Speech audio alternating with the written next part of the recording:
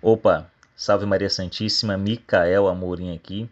Bom, como prometido lá no meu Facebook, eu resolvi gravar este pequeno vídeo como uma demonstração, né, como um exemplo de algo que eu estava falando por esses dias, de que é muito difícil encontrar um pastor protestante ou um estudioso protestante que seja sincero em suas colocações sobre a Santa Igreja Católica, que não parta de preconceitos terríveis, insustentáveis, quando não, ódio mesmo, né, gratuito pela Santa Igreja, pela doutrina da Igreja Católica, pelas suas devoções, pelos seus santos, pelos seus dogmas, ou de um profundo desconhecimento, seguindo ali o que Chesterton dizia, que não existem muitas pessoas que odeiam a Igreja Católica, mas existem muitas que odeiam aquilo que elas acreditam ser a Igreja Católica.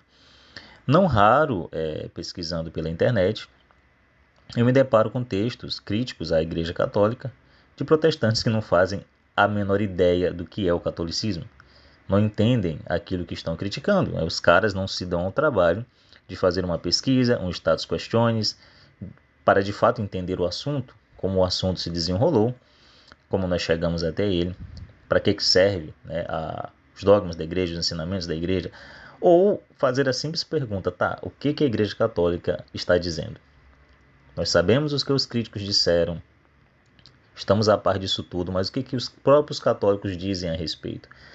Vamos abrir aqui o catecismo. A maioria, infelizmente, eu nunca cruzei com ninguém que tivesse feito esse simples estudo. Eu estou falando de pastores, daqueles que ensinam, né, que são professores, líderes. Não estou falando nem do protestante médio. Então eu vi um vídeo que só ajudou a confirmar isso aí, que eu gostaria de comentar com vocês agora. É uma espécie de resposta católica, mas mais como um exemplo daquilo que eu estou falando. Não tenho a menor intenção de converter o pastor Paulo Júnior.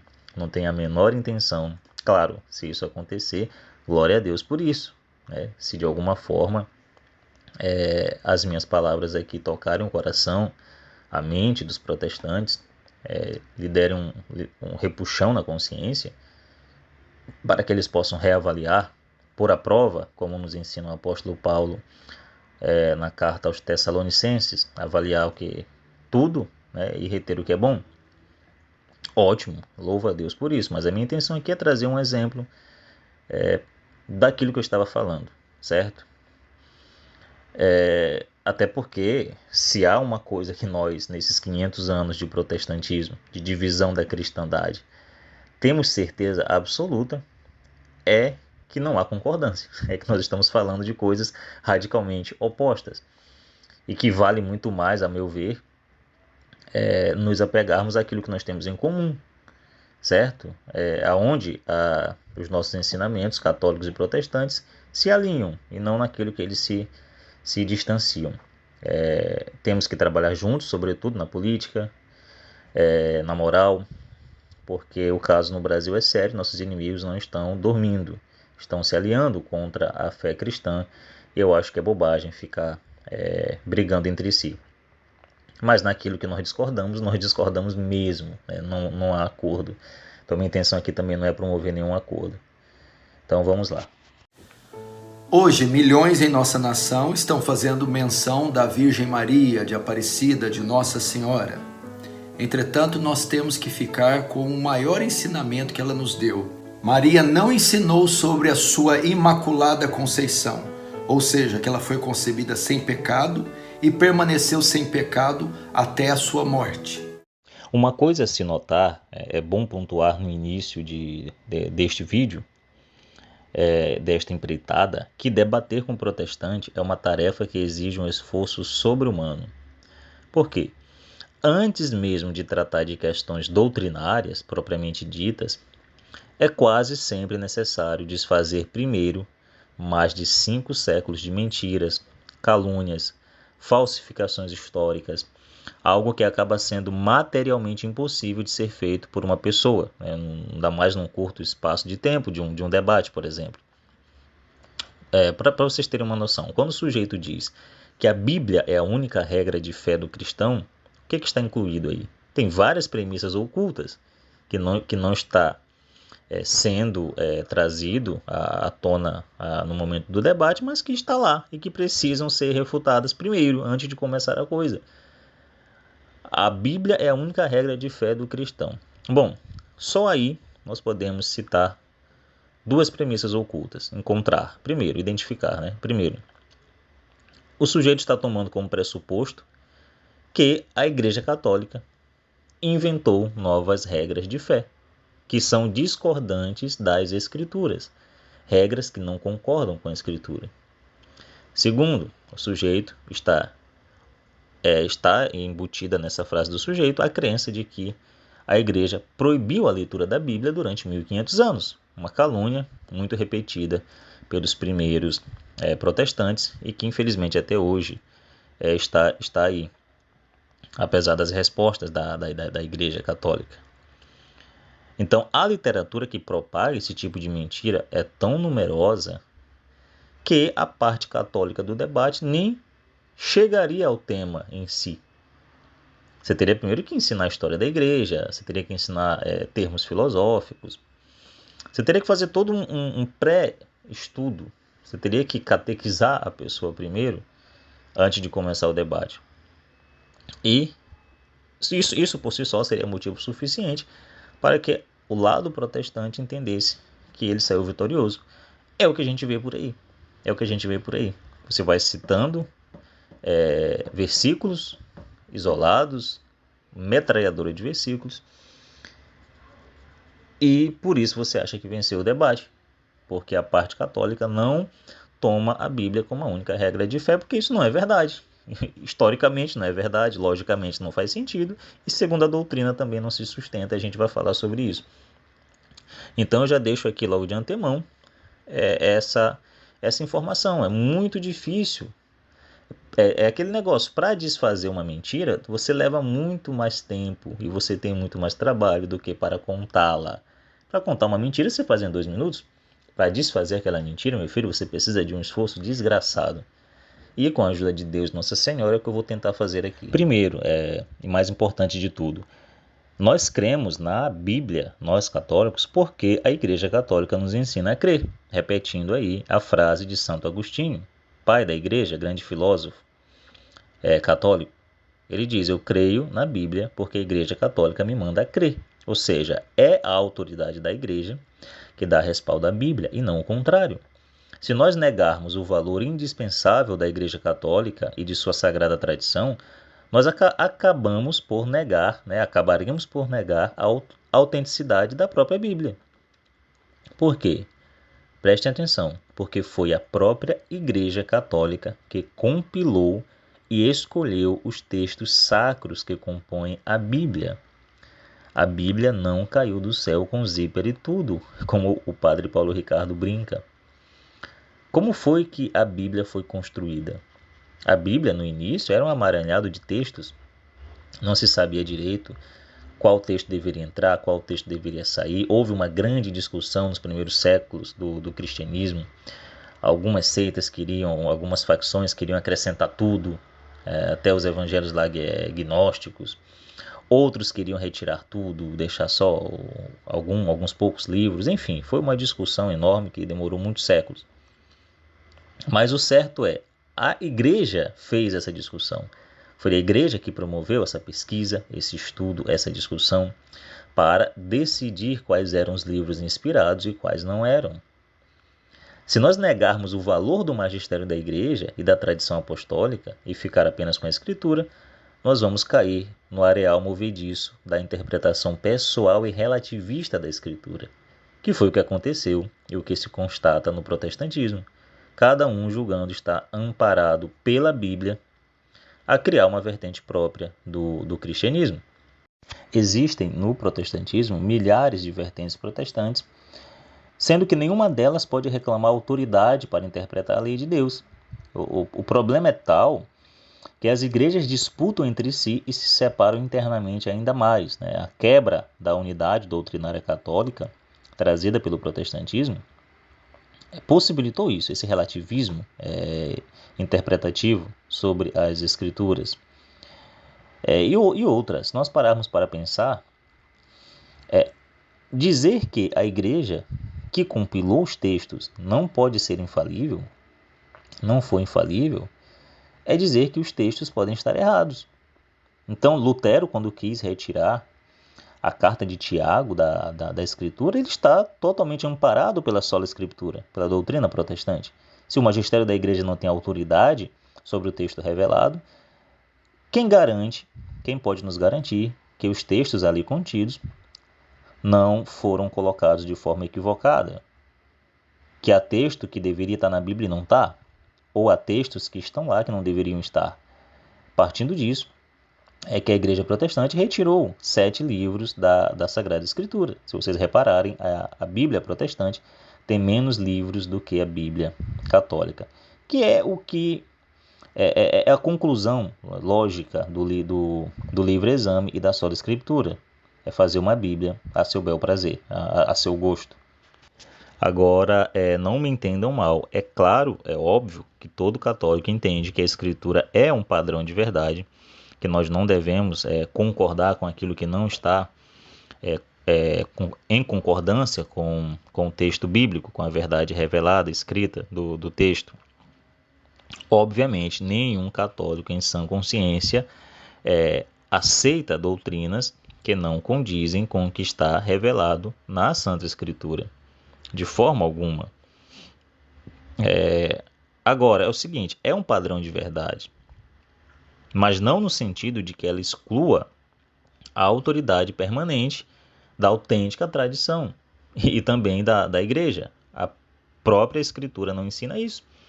É isso que eu estou falando aqui.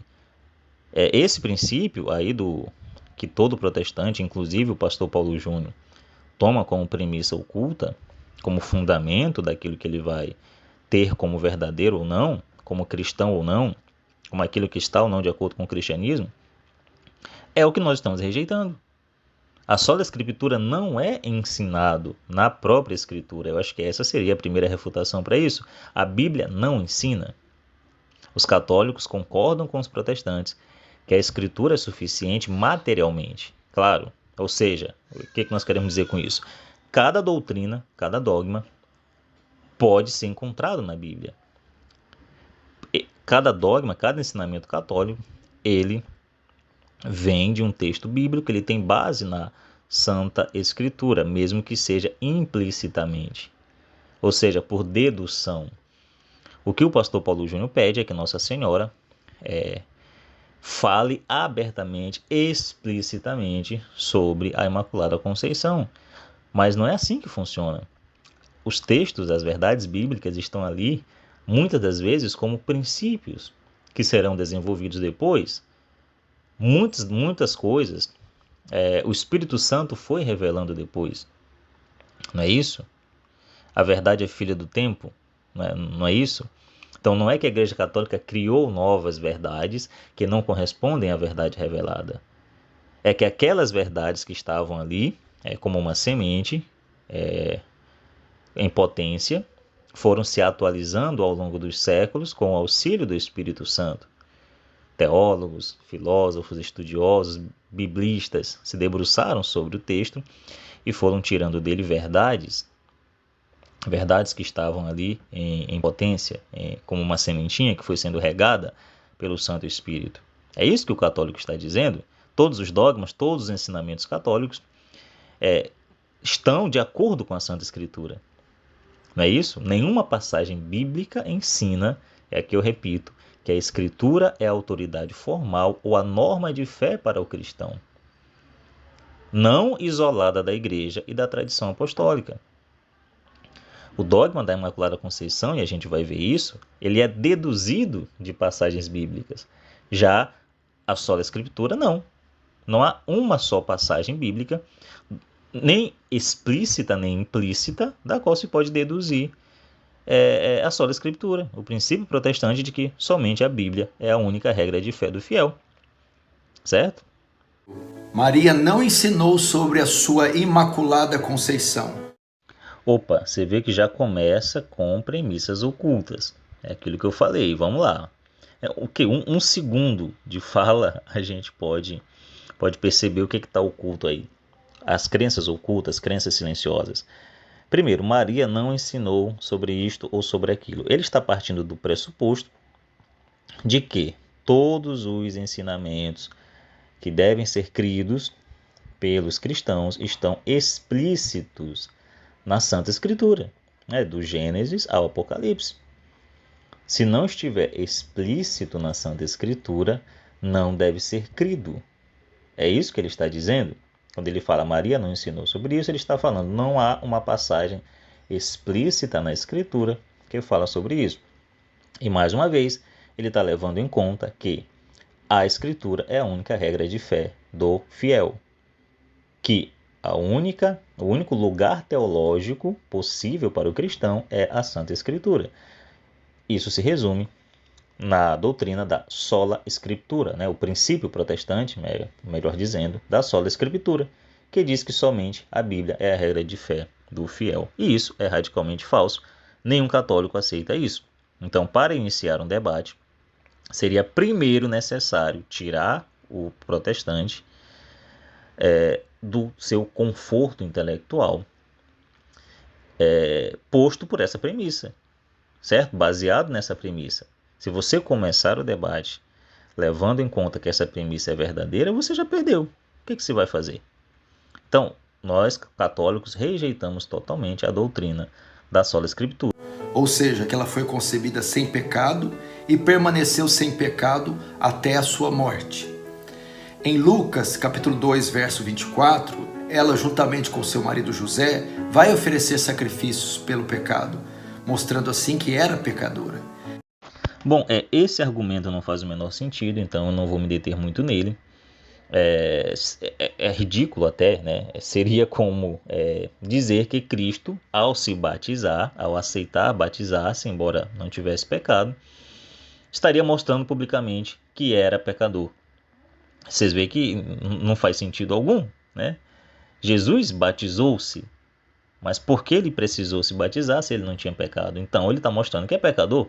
Pronto, está aqui provado que Jesus tinha pecado. Vocês veem a loucura disso? Então, Nossa Senhora, com todas as suas virtudes, né, como modelo de virtude, ela foi fiel cumpridora da lei, tanto a lei antiga como a nova. Ela jamais iria desobedecer a lei judaica, não desobedeceu em nenhum momento. Foi cumpridora fiel da lei. Por isso ela foi oferecer sacrifício como a lei manda no templo.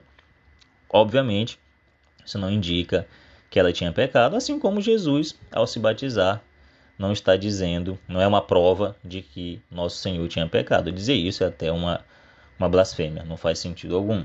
De modo que Paulo, escrevendo aos Romanos, disse que não há nenhum justo sequer, nenhum, que todos pecaram e destituídos da glória de Deus estão, conforme está em Romanos, capítulo 13. A Bíblia diz que existiu apenas um homem sem pecado em toda a história humana. E esse homem é Jesus Cristo, o Filho de Deus. Quanto ao texto do apóstolo Paulo, né, lá na Epístola dos Romanos, vamos ler.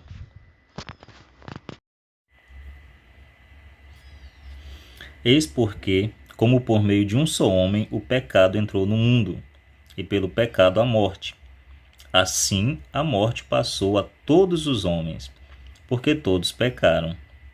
Pois até a lei havia pecado no mundo. O pecado, porém, não é levado em conta quando não existe lei. Todavia a morte imperou desde Adão até Moisés, mesmo sobre aqueles que não pecaram de modo semelhante à transgressão de Adão, que é figura daquele que devia vir. Entretanto, não acontece com o dom o mesmo que com a falta.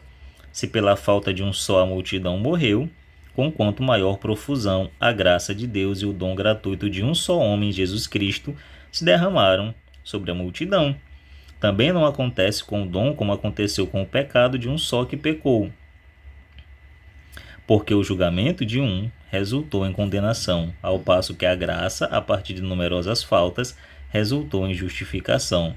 Se com efeito pela falta de um só a morte imperou através deste único homem, muito mais os que receberam a abundância da graça e do dom da justiça reinarão na vida por meio de um só, Jesus Cristo. Por conseguinte, assim como pela falta de um só resultou a condenação de todos os homens, do mesmo modo, da obra de justiça de um só resultou para todos os homens justificação que traz a vida. De modo que, como pela desobediência de um só homem todos se tornaram pecadores, assim pela obediência de um só todos se tornarão justos. Esse é o texto completo em que o pastor Paulo Júnior apresenta como prova bíblica da não Imaculada Conceição de Maria, da negação da Imaculada Conceição de Maria. Nossa Senhora não nasceu imaculada, e a prova está nesse texto do apóstolo Paulo, escrito aos Romanos, na carta aos Romanos. Bom, mas quando o apóstolo Paulo fala que todos pecaram, ele não está dizendo que todos, em particular, nasceram debaixo do pecado, certo? Porque primeiro nós temos a prova nos outros versículos bíblicos e a tradição da igreja.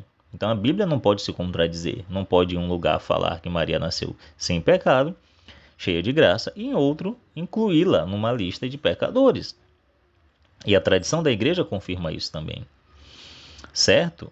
Os versículos aludidos, o apóstolo fala, nos versículos aludidos, o apóstolo fala da condição geral dos homens, enquanto descendentes de Adão. Qual é a condição geral de todos os homens desde a queda? É de pecadores. Nós nascemos debaixo do pecado original. Essa é a condição natural do homem. Prestem atenção, se a mão poderosa de Deus não tivesse intervido, seria a condição de Maria. Maria Santíssima não nasceria preservada do pecado original se a mão poderosa de Deus não intervisse, certo? Então, o apóstolo Paulo está falando do pecado original. Não é preciso muito esforço, por isso eu li o texto na íntegra. Eu peço que vocês leiam em casa também, abram suas Bíblias. Não é preciso muito esforço para perceber que é disso que se trata. O apóstolo Paulo está falando da condição do homem desde Adão. Por um homem, Adão, o pecado entrou no mundo.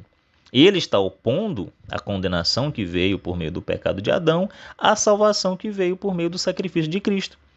Cristo é o novo Adão. É isso que o apóstolo Paulo está dizendo. Um só homem. Por meio de um só homem o pecado entrou no mundo. Em Adão todos pecaram, certo? A Igreja Católica nunca duvidou disso. Em Adão todos pecaram. E todos os filhos de Adão nasceram debaixo do pecado. Menos um, Nossa Senhora. Porque naturalmente ela iria nascer em pecado. Porque há a transmissão natural do pecado de geração para geração. É isso que o apóstolo Paulo está falando. Mas os católicos acreditam, e a verdade bíblica e a tradição confirmam, que Nossa Senhora foi preservada do pecado original, certo? A mão poderosa de Deus impediu que a propagação do pecado chegasse até ela. Foi isso que aconteceu. Então não há contradição alguma. O apóstolo Paulo de forma alguma está negando aqui a Imaculada Conceição de Maria, e de forma alguma esse texto pode ser usado para isso, certo? Então é necessária uma leitura atenciosa de acordo com a tradição da Bíblia para que não se faça confusão, certo? Para que não se faça confusão. E para vocês verem que o apóstolo Paulo está falando do pecado original, vamos ler mais um texto que faz referência direta a esse, também escrito pelo mesmo apóstolo, lá em 1 Coríntios, capítulo 15, versos 22. Vamos ver o que o apóstolo diz lá. Mas não, Cristo ressuscitou dos mortos, primícias do que adormecem. Com efeito, visto que a morte veio por um homem, também por um homem vem a ressurreição dos mortos. Pois assim como todos morrem em Adão, em Cristo todos receberão a vida. E é assim que se lê a Santa Escritura. Um versículo concorda com outro, faz referência a outro. A Bíblia deve ser interpretada num todo, não em partes desgarradas. que fogem da interpretação oficial do magistério e da santa tradição. Pegar versículos isolados só traz confusão, como acontece nas igrejas protestantes, que cada uma igreja diz uma coisa. Então, esse versículo de Coríntios confirma o que o apóstolo Paulo falou lá aos romanos. Em Adão todos morreram, não é isso? Em Adão todos pecaram, certo? Ou seja, o ensinamento central desse texto é sobre o pecado original e a necessidade da salvação por meio de Cristo Jesus, que é o novo Adão. É isso que o apóstolo Paulo está ensinando. Fica difícil perceber isso se você for um protestante? Sim.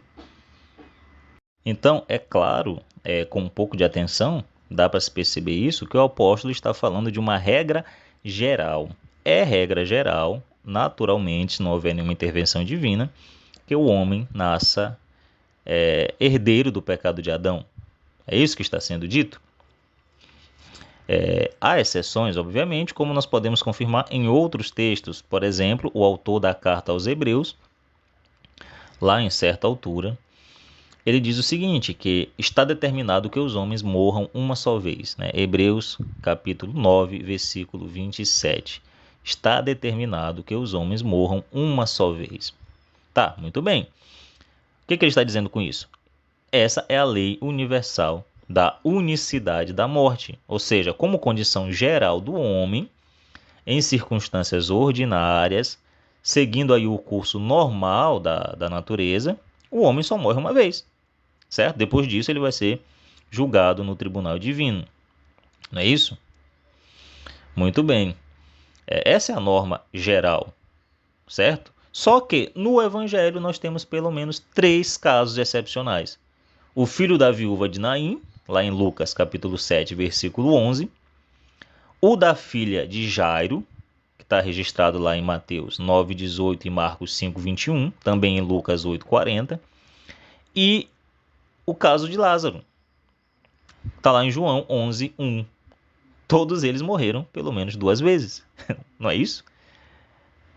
Uma antes de serem ressuscitados e outra após a ressurreição. Todos esses casos, o filho da viúva de Naim, a filha de Jairo e Lázaro, foram ressuscitados pelo nosso Senhor.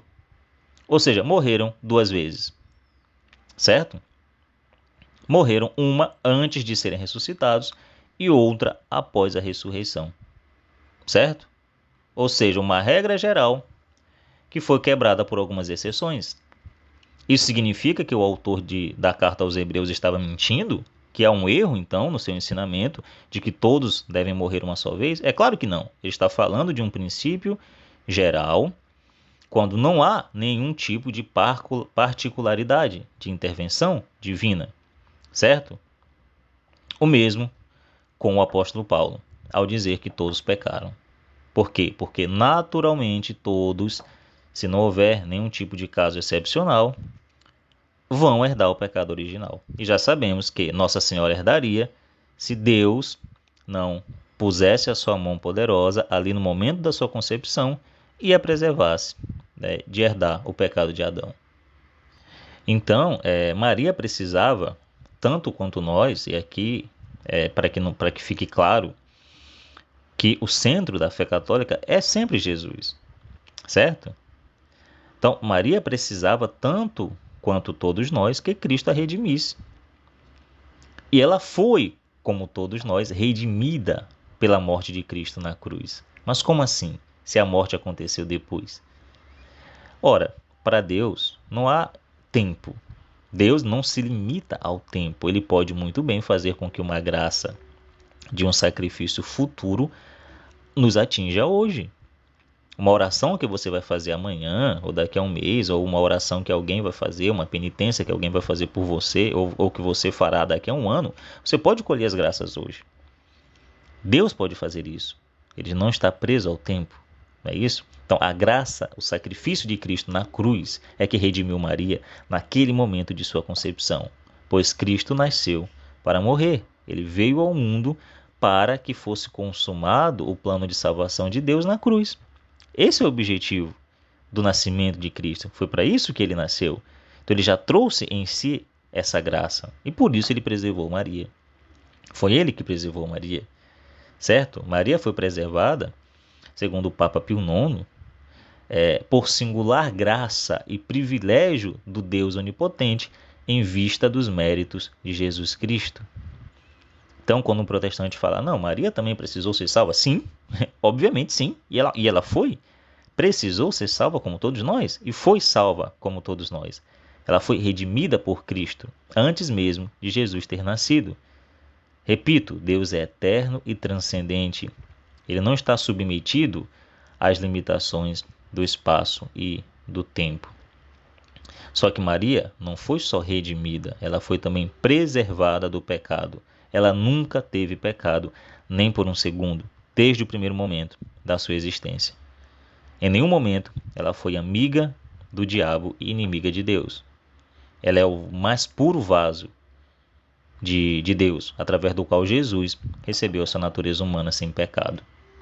Um outro fator a se levar em conta é o grande fideísmo que habita no meio protestante. Obviamente há exceções, mas a maioria das vertentes vai concordar que a razão humana está totalmente deturpada, está totalmente degenerada e não consegue alcançar a verdade. E isso, segundo a doutrina católica, não se sustenta de forma alguma.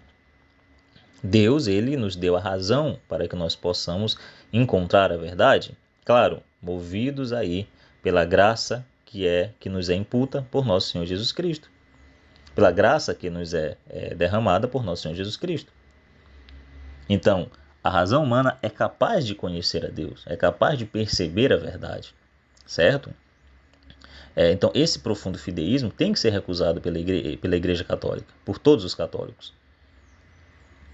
Ou seja, não necessitamos de algo explícito na Escritura em 100% dos casos. Nós podemos deduzir racionalmente, logicamente, as verdades de fé que estão ali contidas em potência. Ou seja, se você usar a razão, você vai perceber que é intrínseco ao plano salvífico de Deus que Nossa Senhora, a Virgem Maria, fosse concebida sem o pecado original. Por quê? O que é pecado? Adão e Eva, quando se afastaram de Deus, representavam ali toda a humanidade, né? Todos os seres humanos afastados de seu Criador, se afastaram radicalmente e se tornaram inimigos de Deus. É isso que o pecado faz. O pecado te torna inimigo de Deus. Você está indo para um lado e Deus está indo para o outro. E esse pecado de Adão e Eva foi transmitido a todas as gerações. É o que a igreja chama de pecado original. Ao longo de toda a história da humanidade. Ou seja, quando nós somos concebidos, já nascemos num estado natural de separação de Deus, certo? Ou seja, com uma inclinação para pecar, que é o que a Bíblia chama de concupiscência. Quando nós somos concebidos, já nascemos separados e inimigos de Deus. Qual era o plano de Deus? Era que o seu Filho unigênito, a segunda pessoa da Trindade, assumisse a natureza humana, certo? Sendo 100% Deus, 100% homem, né? A união hipostática, para que Jesus pudesse realizar uma redenção da raça humana. E aqui, mais uma vez, a teologia católica se distancia da teologia protestante, pois, segundo a teologia protestante, ou as teologias protestantes, não há uma regeneração da natureza humana em Cristo Jesus. Apenas uma transmissão de culpa que sai do homem para Cristo na cruz, satisfazendo assim a justiça divina. Por isso que os protestantes não acreditam na santidade, certo? Só que segundo a doutrina católica, é realmente isso que acontece. Uma regeneração total, uma redenção, nós somos verdadeiramente novas criaturas, certo? Então, Jesus encarnou-se no seio da Virgem Maria para redimir a raça humana. Só que há um problema. Deus é sumamente santo, não é isso? Portanto, ele está em completa e total oposição ao pecado. Não é isso? Então, ninguém pode chegar diante de Deus sem estar purificado, porque Deus é santo. Então, como é que o Filho de Deus, ou seja, Deus Filho, né, segunda pessoa da Trindade, santíssimo, poderia se unir profundamente, de forma íntima, a uma natureza humana decaída. No caso, Nossa Senhora, se ela não nascesse sem pecado original. E aqui entra o plano de Deus para Maria Santíssima. Deus a escolheu para ser concebida sem o pecado original, a fim de que pudesse dar a Jesus uma natureza humana pura e sem pecado. Todo o pecado original é transmitido de geração para geração e seria transmitido para Jesus. Imagina só, o Salvador nascer com o pecado original. Então Deus preparou o templo no qual ele iria nascer e habitar durante 9 meses, que foi o ventre da Virgem Santíssima, a Mãe de Deus.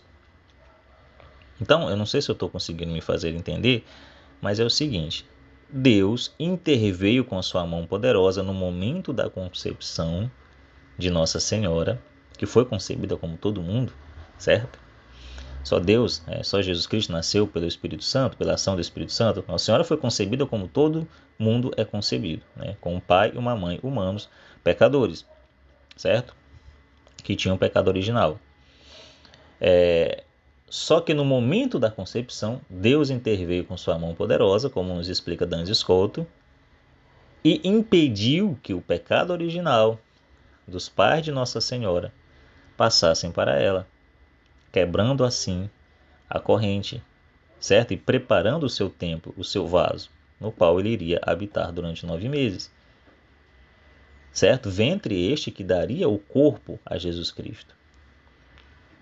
Às vezes nós esquecemos disso, mas o que é uma pessoa? Como nós falamos, Jesus é a segunda pessoa da Trindade. O que é uma pessoa? Nós definimos pessoa como sendo uma junção do corpo e da alma, não é isso? Na nossa definição aqui é isso. Não existe uma pessoa nascida aqui na Terra que não seja corpo e alma. Não existe. Todas as pessoas nascidas de mulher são corpo e alma, uma junção entre o corpo e uma alma. Uma alma sem um corpo não é uma pessoa. Uma pessoa sem um corpo, uma alma sem um corpo não é uma pessoa. Um corpo sem uma alma não é uma pessoa. A pessoa é a união entre o corpo e a alma.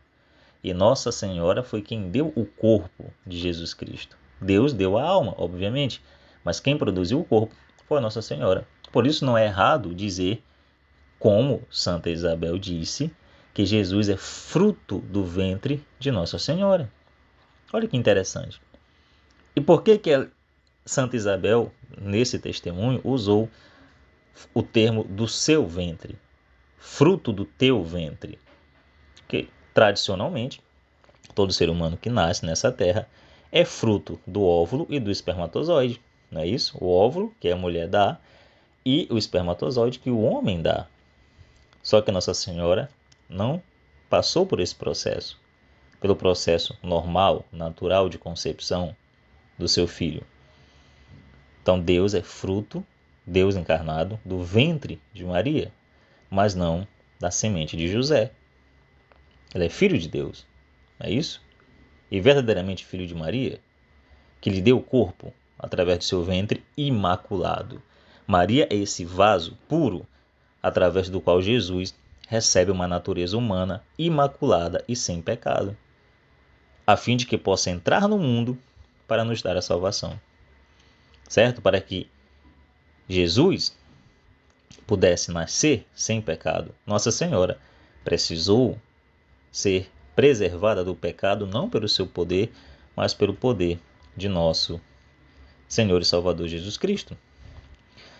Tudo bem, mas eu quero saber da Bíblia. Me mostra isso na Bíblia. Nossa Senhora Maria não falou sobre a Imaculada Conceição. Peraí, pastor, calma lá. Mas está na Bíblia. Vamos lá. No livro de Gênesis, Deus anunciou pela primeira vez o seu plano de salvação.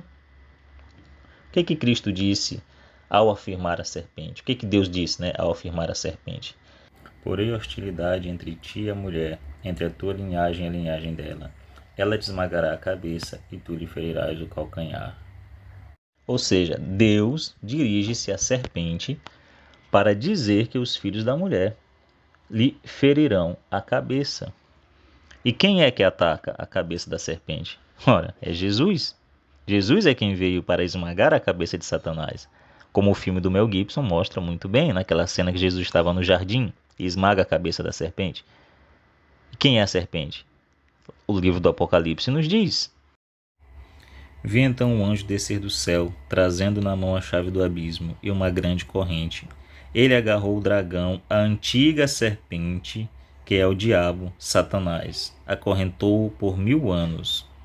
Um sinal grandioso apareceu no céu, uma mulher, vestida com o sol, tendo a lua sob os pés e sobre a cabeça uma coroa de 12 estrelas. Estava grávida e gritava entre as dores do parto, atormentada para dar à luz. Apareceu então outro sinal no céu, um grande dragão cor de fogo com 7 cabeças e 10 chifres, e sobre as cabeças 7 diademas. Sua cauda arrastava um terço das estrelas do céu, lançando-as para a terra.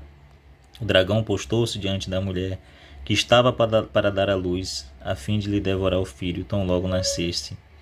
Ela deu à luz um filho, um varão, que regerá a todas as nações com cetro de ferro. Seu filho, porém, foi arrebatado para junto de Deus e de seu trono. E a mulher fugiu para o deserto, onde Deus lhe havia preparado um lugar em que fosse alimentada por 1260 dias. Ou seja, quando a Santa Escritura fala que a Virgem Maria, um sinal no céu, é uma referência clara à Virgem Maria. O livro do apóstolo João está fazendo referência clara ao primeiro livro da Bíblia, ao Gênesis, a criação. Certo? Por uma mulher a condenação entrou no mundo, por uma mulher a salvação entrou no mundo. Maria é a nova Eva e é também a nova Arca da Aliança. Não é isso? São João, ele se dá o trabalho de dizer o seguinte: a mulher está revestida de sol, vestida de sol. E nós sabemos que Nossa Senhora, para a Igreja Católica, é como a lua. Para usar um simbolismo aí astronômico, os santos seriam as estrelas do céu. Nossa Senhora seria a lua e Nosso Senhor Jesus Cristo o sol. Então, a lua é a que está vestida de sol. Não é isso? Nós só conseguimos ver a lua à noite porque ela reflete o brilho do sol. E assim Nossa Senhora, com todas as suas ações, com o seu sim para Nosso Senhor, com a sua vida, com o seu testemunho, ela reflete o seu Filho amado, Nosso Senhor e Salvador Jesus Cristo. Não é isso? Quem vê Maria, olha Jesus, que eles estão unidos intimamente.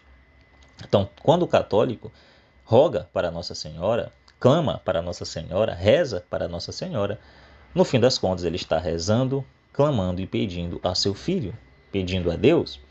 Ninguém pode ter a pretensão de amar o filho sem amar a mãe. Isso seria loucura, não é mesmo?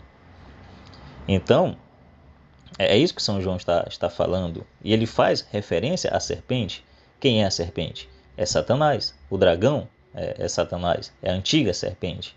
Esse dragão que persegue a mulher e persegue os seus descendentes.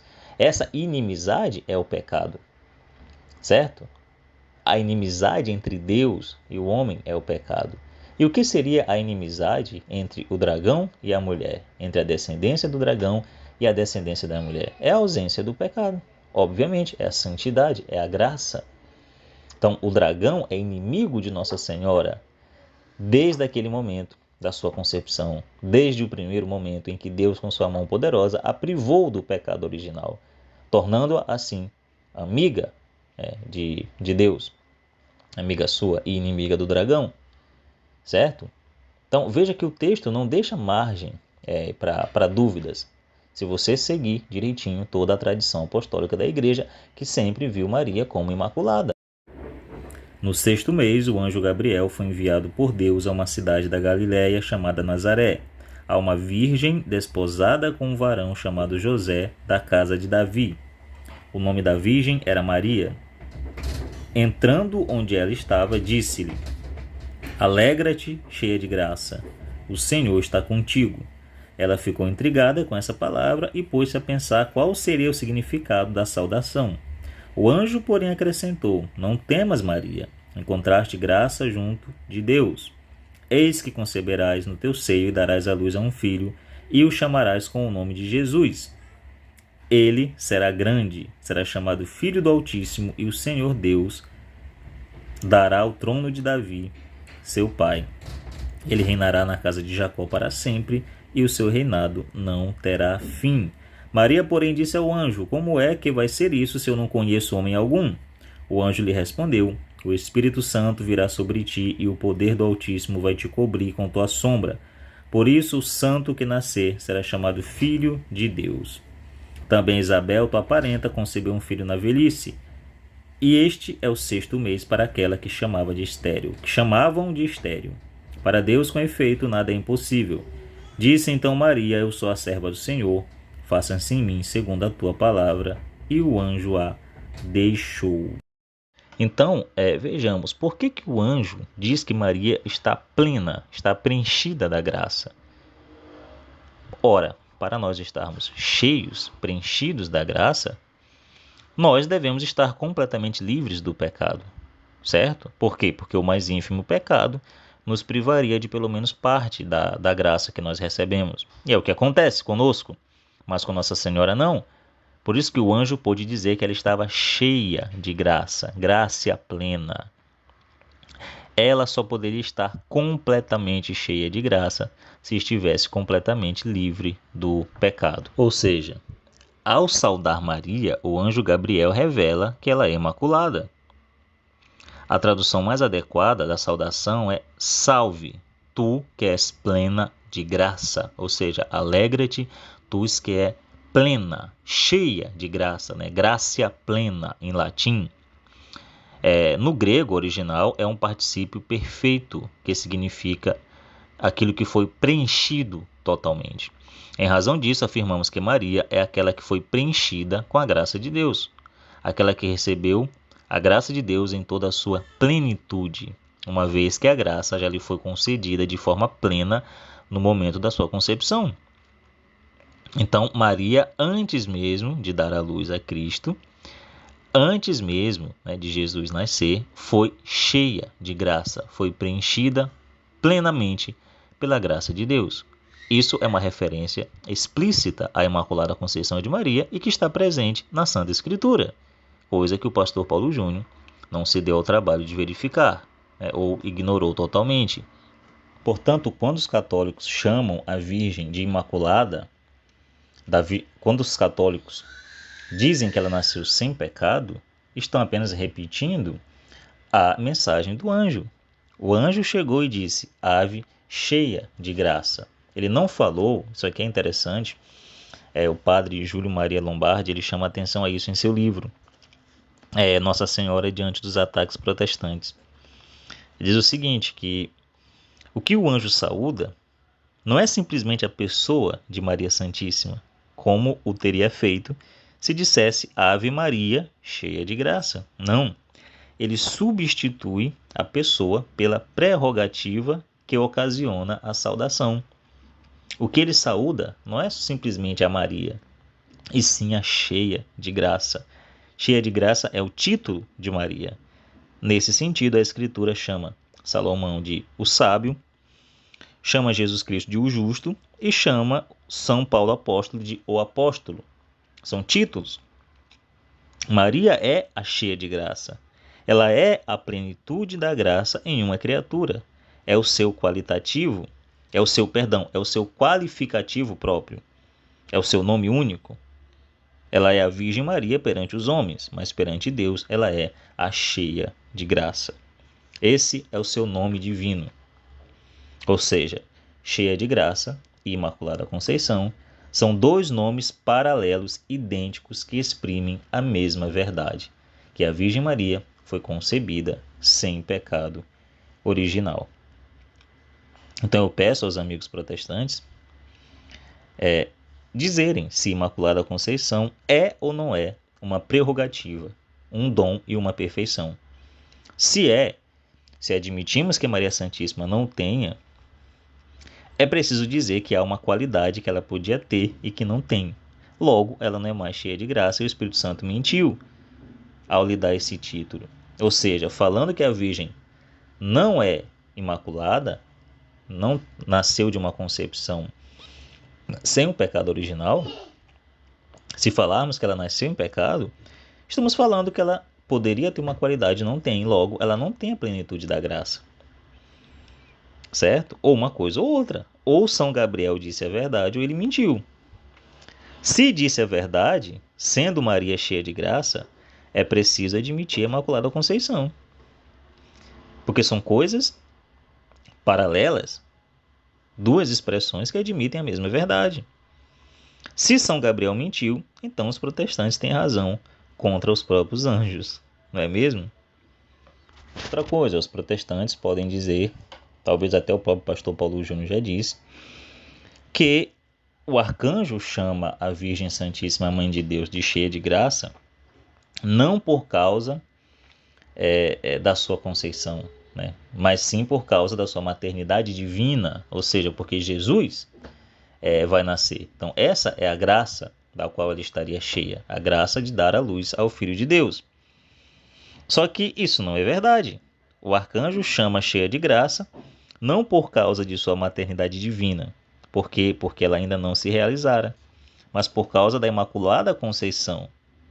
É isso que fazia dela, desde o início, a mulher bendita entre todas as mulheres, a mulher única, a que foi escolhida, a que foi preservada, a que foi mantida santa, sem pecado. É uma revelação explícita, embora ainda que velada, certo? Que a Igreja Católica, toda a tradição católica e também outras tradições da Igreja do Oriente, enfim, mantiveram, certo? Só foi questionado com o advento de Lutero, que, inclusive, isso aqui pode ser assunto para um outro vídeo, morreu sendo um profundo devoto de Nossa Senhora. Nem por um minuto Lutero, na sua mais loucura, duvidou da Imaculada Conceição da Virgem Maria. Um outro ponto importante desse texto é que o Evangelho continua, após citar as palavras de saudação do anjo, que o anjo diz para ela, não temas, pois achaste graça diante de Deus. Não é isso? Não temas, Maria, pois achaste graça diante de Deus. E aqui termina a revelação da Imaculada Conceição, que já começa a revelação da maternidade divina. Eis que conceberás no teu ventre e dará à luz a um filho e porás o nome de Jesus. Muito bem. Pela simples leitura, nós vemos que há uma conexão estreita destas duas verdades. Maria será a mãe de Jesus. Por quê? Porque achou graça diante de Deus. É uma condição sine qua non, é indispensável. Ela só será a mãe de Jesus porque achou graça diante de Deus. Ela só concebeu o Filho Santo de Deus porque primeiro foi concebida sem pecado, foi encontrada cheia de graça. Sem essa condição, o fato do nascimento não se realizaria, certo? Então, Maria Santíssima só pôde receber Jesus em seu seio porque achou graça diante de Deus. Até aqui nós estamos de acordo, né? Católicos e protestantes. Muito bem, mas o que quer dizer achar graça? Eu acho que é aqui que começa o distanciamento. Ora, os protestantes não compreendem. Só podemos achar aquilo que foi perdido, não é mesmo? Para que alguém possa achar um objeto, é preciso que o tal objeto tenha se perdido. Eu só posso encontrar a chave do meu carro se ela estiver perdida. Não é isso? Então, Maria achou uma coisa que estava perdida. Que coisa foi essa? A graça? Mas que graça ela achou? Não pode ser a graça santificante, nem a graça atual, pois existia em muitas almas justas da época, no próprio São José.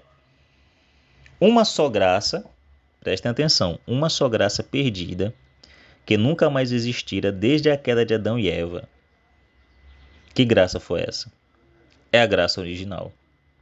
Essa é a graça que foi perdida desde a queda, desde o Jardim do Éden. Ninguém tinha encontrado. Todos pecaram, como diz o apóstolo Paulo, certo? E separados estão da graça de Deus. Então, uma só pessoa achou essa graça, certo? Que estava completamente perdida. Então, quando o anjo diz que Maria achou graça, está dizendo que ela achou a graça original. E o que é a graça original, se não a Imaculada Conceição? É a mesma coisa. O anjo dizendo a Maria que ela achara a graça, diz: Maria é imaculada. Por isso você será a mãe de Cristo. Por ser imaculada, por não ter pecado, por ser cheia de graça, graça plena, você conceberá e dará à luz a um filho. Será chamado Jesus. Vocês percebem a relação que há entre uma coisa e outra? Somente na saudação do anjo, se nós ficarmos somente nesse trecho das Escrituras, nós podemos deduzir muitas verdades bíblicas, muitas verdades doutrinais do cristianismo, preservadas pela tradição oral católica, mantida durante todo esse tempo, mesmo antes das Escrituras circularem por aí, antes do surgimento da imprensa, a igreja manteve essas verdades. Por exemplo, quando o anjo fala, bendita sois vós entre as mulheres. Ora, é mais uma prova da Imaculada Conceição. É como eu estou falando, nossos colegas protestantes têm que decidir. Ou vocês acreditam no anjo ou não. Ou São Gabriel Arcanjo mentiu, ou a Virgem era imaculada. Não há uma terceira, certo? Não há uma terceira opção. Só essas duas. Quando o anjo faz bendita sois vós entre as mulheres, quando o anjo fala bendita sois vós entre as mulheres, ele está incluindo quem? Todas as mulheres do mundo. Ou não? As do passado, as do presente e as do futuro, em um conjunto. Por conseguinte, a própria Eva, a primeira mulher, está incluída aí. Certo? Se Maria Santíssima não fosse imaculada, ela seria inferior à própria Eva.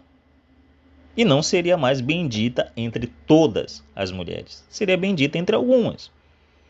Certo? Então nós podemos dizer que ela é bendita, santíssima, acima de todas as mulheres. Certo? Maria também não ensinou sobre a sua virgindade perpétua, ou seja, que ela foi virgem, permaneceu virgem, morreu virgem durante todo o tempo aqui na terra. De fato, ao conceber Jesus, Maria era virgem, mas depois de ter concebido, ela teve relações com seu marido José. Bom, nesse trecho do vídeo, nós temos uma prova cabal de que o pastor Paulo Júnior não sabe do que ele está falando. É um incompetente bíblico. Não sabe estudar a Bíblia, não sabe ler a Bíblia, não entende nada daquilo que ele se propõe a criticar, pelo menos no que diz respeito aos dogmas católicos. É absurdo, é ridículo isso aqui, mas vamos por partes. Vamos lá. Bom, o dogma da perpétua virgindade de Maria, que é o que ele está criticando aqui, não foi inventado pela igreja. Afinal, nenhum dogma foi. O que é um dogma? O dogma é um caminho de fé. É uma verdade de fé que sempre foi crida pela igreja e só é promulgada como verdade infalível quando há algum tipo de ataque, seja por surgimento de heresias, de discordância, esse tipo de coisa. Então, todos os dogmas surgiram no sentido de preservar a fé cristã.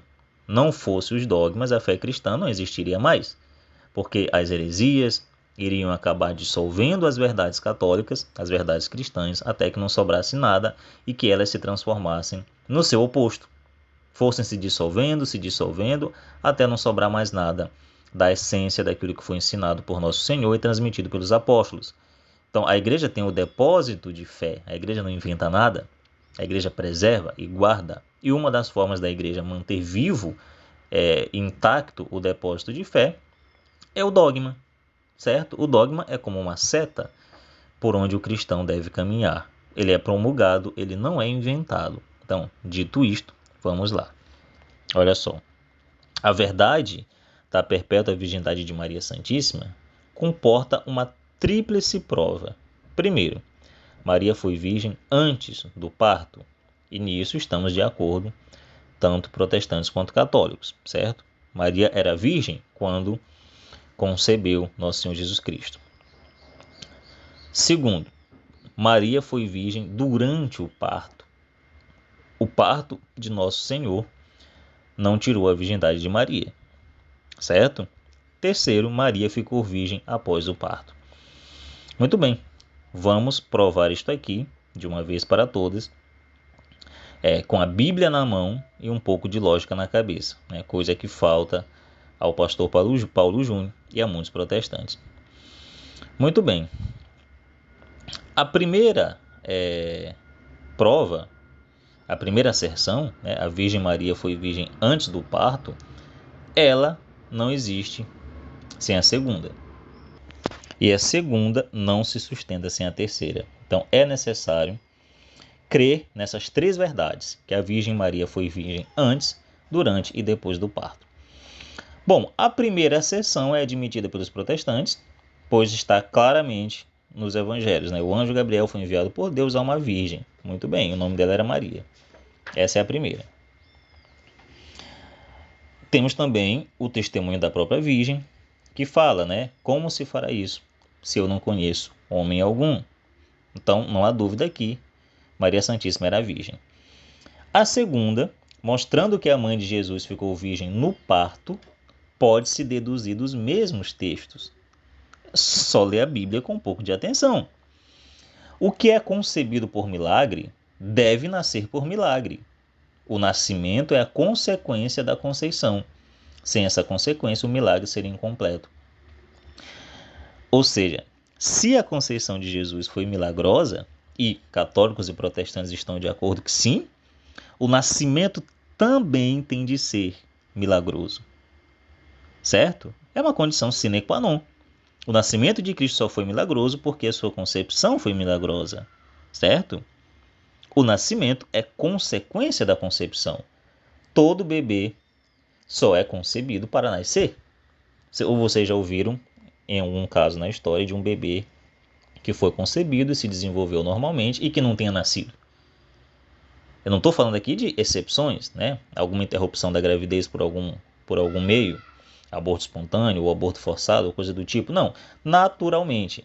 Se tudo ocorrer naturalmente, o bebê só é concebido para que nasça. É isso, toda mulher fica grávida para dar à luz. Então, a concepção de Jesus, sendo milagrosa, necessariamente o nascimento dele também tem de ser milagroso. É ou não é? Certo? Então, o Evangelho nos narra toda a trajetória dessas três verdades. Da virgindade antes, durante e depois do parto. Se a consequência da concepção, que é o nascimento, não tivesse sido milagroso, o milagre da concepção seria incompleto. Certo? O Evangelho nos mostra que Maria, tendo chegado aos meses, né, necessários para dar à luz, deu à luz a seu filho. E estando ali, aconteceu completarem-se os dias em que devia dar à luz, lá em Lucas 2:6. Maria concebeu o Verbo divino sem prejudicar a sua virgindade. É o Evangelho que está dizendo. Logo, ele diz que ela daria à luz sem perder a virgindade, pois conceber e dar à luz são dois termos de uma mesma ação. A mãe concebe para dar à luz. É uma única ação, gerar filhos. É isso, gerar filhos. O parto e a concepção são inseparavelmente ligados. Sendo o primeiro, né, o parto, o preço doloroso da concepção. Sendo Maria Santíssima liberta da segunda parte, ou seja, não foi necessário um homem para sua concepção, deve sê-lo necessariamente da primeira. Ou não? Sim. Dois termos que se completam e exprimem um único milagre. O anjo diz o seguinte: eis que conceberás no teu ventre e darás à luz um filho, e por-lhe-ás o nome de Jesus. Esse é o projeto milagroso de Deus. O projeto que incluía desde o início a conceição e o nascimento. O anjo não fala, eis que conceberás no teu ventre e porás o nome de Jesus. Não, ele faz questão de dizer, eis que conceberás e darás à luz a um filho. É isso que está lá em Lucas, capítulo 1, versos 31. Por que o anjo faz questão de ligar a concepção ao nascimento? Porque essas coisas estão intimamente ligadas. As duas têm de ser milagrosas para que o milagre se completasse. Não é uma coisa muito difícil de compreender, basta usar a Bíblia e a lógica. Certo? Então, é isso, a conceição e o nascimento de Jesus são um só ato milagroso. Não são dois milagres, é um só. Um só é o ato milagroso. É por isso que o evangelista continua: o santo que há de nascer de ti será chamado filho de Deus. Ou seja, de ti, do teu ventre, certo? Como diz Isabel. Então, é uma só profecia. Uma virgem conceberá e dará à luz. Lá em Isaías já estava predito. Ela conceberá, só isso? Não. E dará à luz. Conceberá e dará à luz. Certo? Então, ou Maria Santíssima não era virgem antes do parto, e então não será no parto, ou ela era virgem antes e deve ser também durante o parto, pois são dois termos que exprimem as duas operações da encarnação. Quais são? Conceber e nascer. E isso está conforme a profecia. Uma virgem conceberá e dará à luz. Os dois passos da encarnação são esses: conceber e nascer. A concepção de Cristo foi milagrosa, o nascimento também foi. De fato, ao conceber Jesus, Maria era virgem, mas depois de ter concebido, ela teve relações com seu marido José e ela teve outros filhos, conforme está em Marcos capítulo 6, verso 3. Portanto, a virgindade perpétua de Maria não foi algo que ela ensinou. Meu pai amado, vamos lá.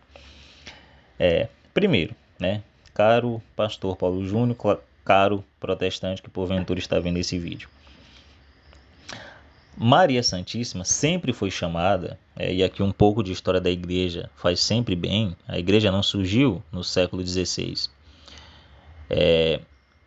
Sempre foi chamada Maria Santíssima, em todos os séculos, tanto pelos latinos quanto pelos gregos, de sempre Virgem Maria. Sempre Virgem Maria. E o que vimos da genealogia de Jesus, lá da Santa Escritura, nos mostra claramente que ela nunca teve outros filhos além de Jesus. A palavra irmãos, usada no Evangelho, significa simplesmente primos, certo? Só que não seria necessário recorrer ao Evangelho. Basta usar a razão, basta usar o bom senso, a razão que Deus nos deu. E o bom senso indica que Maria não poderia ter tido outros filhos. Primeiro, por causa da perfeição de Jesus, que é o unigênito da mãe, assim como é o unigênito do pai. É o primeiro e o único.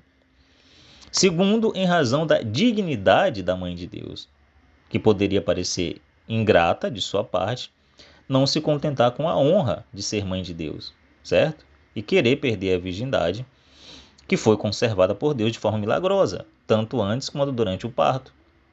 Não faria muito sentido, certo? Outra coisa, a tradição nos diz que Maria Santíssima fez um voto de castidade perpétua, que foi feito no templo. Para isso, leiam o livro do São Máximo Confessor, a vida da Virgem de São Máximo Confessor. A tradição oriental, da Igreja Oriental, deixa isso muito claro. Maria havia feito um voto de virgindade, de castidade perpétua. E isso está expresso no Evangelho quando ela fala: não conheço varão. Ela mostra com essa frase que tomou a firme resolução de nunca conhecer um varão, certo? Nunca conhecer. Por isso que ela fala não conheço. Ela não fala ainda não conheci.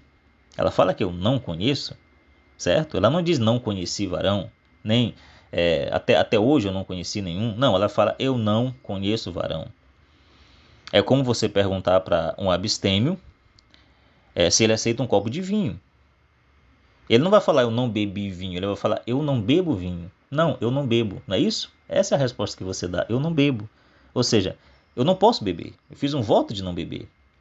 Então, quando Nossa Senhora diz não conheço varão, está falando não posso, não me é permitido conhecer varão, tive uma firme resolução de não conhecer. É isso. Por isso que ela diz, como se fará isso se eu não conheço varão? Ela pensava em seu voto de castidade nesse momento, ao dar a resposta ao anjo, certo? Ao manifestar surpresa diante da afirmação do anjo. É no voto de castidade que ela pensava.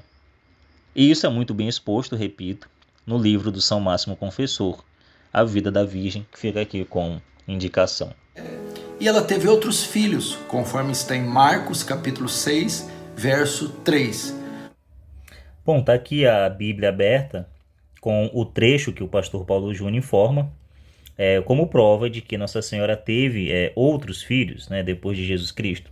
Marcos capítulo 6, tá aqui, versículo 3. Vamos lá. Não é este, vamos ler do começo aqui. Saindo dali, foi para sua pátria e os seus discípulos o seguiram. Vindo o sábado, começou a ensinar na sinagoga e numerosos ouvintes ficavam admirados, dizendo: de onde lhe vem tudo isso? E que sabedoria é esta que lhe foi dada? E como se fazem tais milagres por suas mãos? Não é este o carpinteiro, o filho de Maria, irmão de Tiago, José, Judas e Simão? E as suas irmãs não estão aqui entre nós? E estavam chocados por sua causa. Muito bem, esse trecho, segundo o pastor Paulo Júnior, segundo muitos protestantes, é prova bíblica de que Nossa Senhora teve outros filhos, né, irmãos biológicos de Jesus, sendo Tiago, José, Judas e Simão. Uma outra coisa a se assinalar é que a própria Escritura, quando traz o termo irmãos ou irmãs, não necessariamente está se referindo a irmãos uterinos, né, irmãos de sangue, e sim a um parentesco, provavelmente primo. Então, esses irmãos e irmãs do Senhor provavelmente seriam primos de Nosso Senhor Jesus Cristo, né, primos paternos. E outra, a própria Escritura diz expressamente quem era a mãe de dois desses irmãos, entre aspas, do Senhor, né, Tiago e José.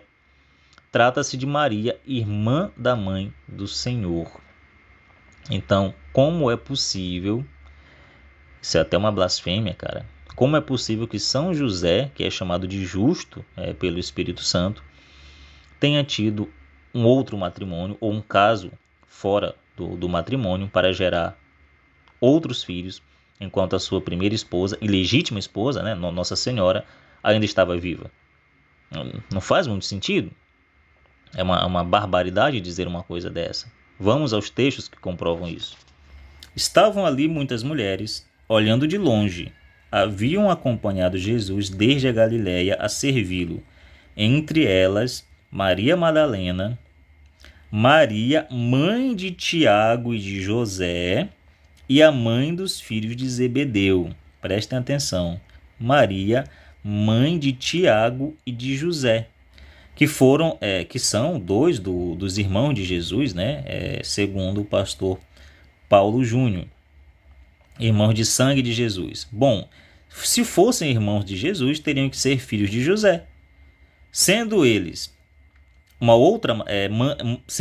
filhos de uma outra Maria, que não a Maria mãe de Jesus. Seria o mesmo que dizer que São José teve um caso com essa Maria, tendo esses dois filhos, um caso fora do casamento. Isso é uma blasfêmia monstruosa. O que a Santa Escritura nos ensina, respaldada pela tradição, a tradição confirma, é que nós conhecemos dois Tiagos. Tiago, o menor, é filho de Alfeu, Tiago, o maior, é filho de Zebedeu, e que ambos são primos em segundo grau de Nosso Senhor Jesus Cristo. Porém, o Tiago menor é 2 vezes primo de Jesus, pelo tio dele, que era São José, pai adotivo de Jesus, né, casado com a Virgem Maria. Esse duplo parentesco que lhe fez dar o nome de irmão do Senhor, né, enquanto São Tiago maior, São João e São João Batista são chamados apenas de irmãos parentes. Basta consultar a árvore genealógica de Jesus. Vocês encontram aí facilmente na internet, em muitos livros, para tirar esse equívoco, né? É um trabalho, é o mínimo do necessário da pesquisa historiográfica, bibliográfica sobre o assunto, para que você possa falar sobre ele, certo? O mínimo do mínimo da decência, da sinceridade, da honestidade intelectual nos obriga a fazer esse estudo. É algo que se resolve, como eu já mostrei aqui, não só usando a Sagrada Escritura, como usando o bom senso, usando a razão. Não há outro motivo, além da canalice mesmo, para cometer esse equívoco de falar que Jesus tinha irmãos de sangue, certo? Não tinha.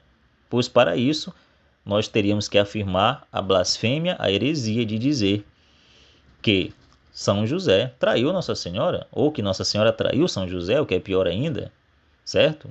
Isso não faz o menor sentido. Lembremos que na cruz, quando Nossa Senhora estava ao pé da cruz, Jesus deu por filho a Nossa Senhora o apóstolo São João. Mulher, eis aí o teu filho. Filho, eis aí a tua mãe. E naquele dia Nossa Senhora passou a morar, a viver com São João, porque ela não tinha outros filhos para cuidar dela e porque São José já tinha morrido. Isso está claro no texto.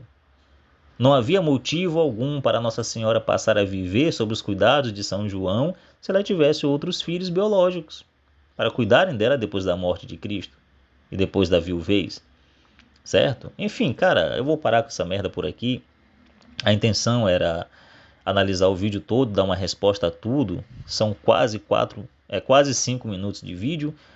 Nós analisamos aqui menos de 2 minutos de vídeo e vocês viram o trabalho desgraçado que deu, certo? Porque a cada minuto de fala desse pessoal nós encontramos 20, 30 mentiras, calúnias, erros, falsificações históricas, preconceitos contra a Santa Igreja, contra a Santa Mãe de Deus. Então é isso, Deus abençoe a todos, salve Maria Santíssima.